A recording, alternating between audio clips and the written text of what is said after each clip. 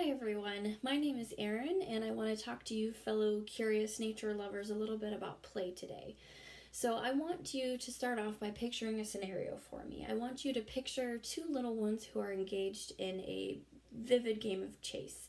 They're playing tag with one another, they take turns chasing after each other, maybe they slap a little bit and wrestle while they're changing places, and then now somebody else is it.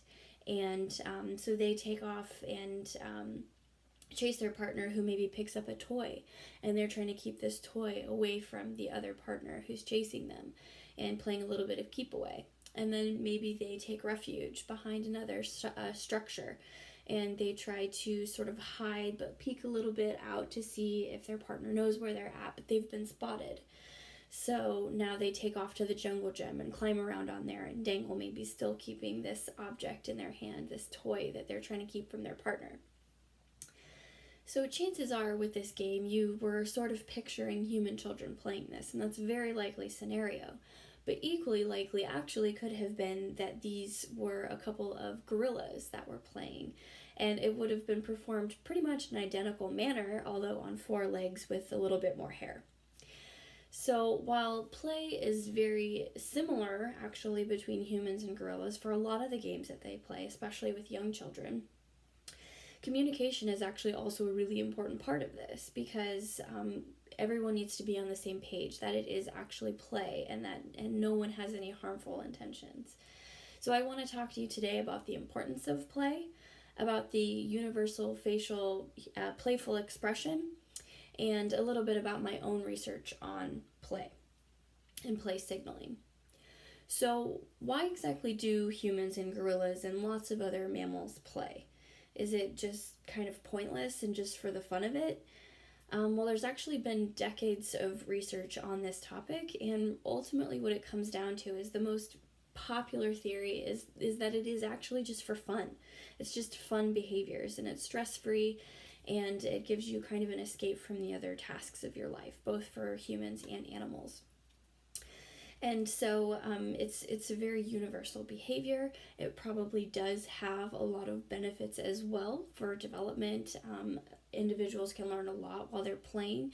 They can exercise through this. They can learn a lot about their environment and kind of figure out what their limitations are. They can practice engaging in these social relationships with other individuals. So there are a lot of benefits from play that are at least immediate benefits, if not long term. But ultimately, researchers do agree that just kind of at the brunt of it, it's really just that it's very fun to do. So let's kind of take a look a little bit at the games that I mentioned before. So here you can see that they are performing a game of chase pretty classically here. This human family, they're taking turns catching each other, maybe roughhousing a little bit when they actually catch their partner here. The same is actually true of gorillas, who often use objects like this in their play. Here they're taking turns chasing after each other, trying to get this sheet object. Roughhousing is a very common activity in human children as well, both with each other and with adults, with their parents.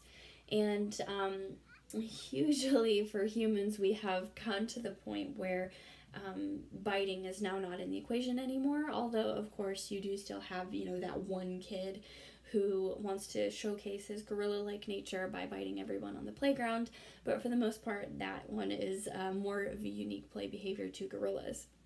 So how do we know that these animals or human children are just playing and they're not fighting? Think about some of the games that you see kids playing. Usually there's things like slapping and grabbing involved. And how do we know if slapping is playful versus angry? Of course, we've all seen children get out of hand with their play where all of a sudden they're happily playing and then next thing you know it, they're running to mom crying because, somebody hit them too hard. So where do we know where that line is? How do we figure that out?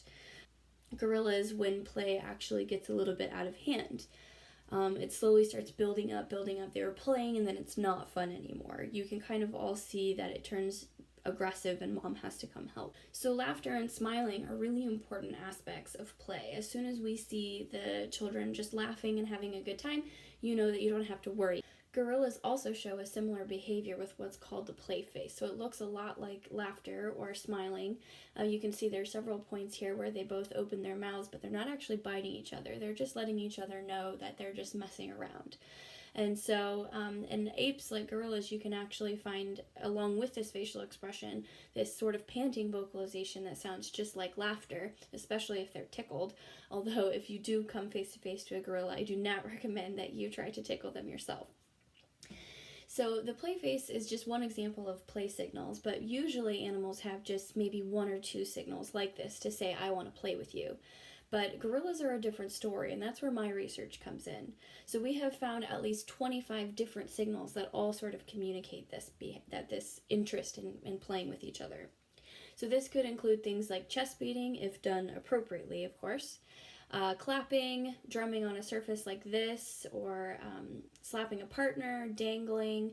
In this case, you actually see even sticking their tongue out at their partner. This is pretty common among some gorillas as well.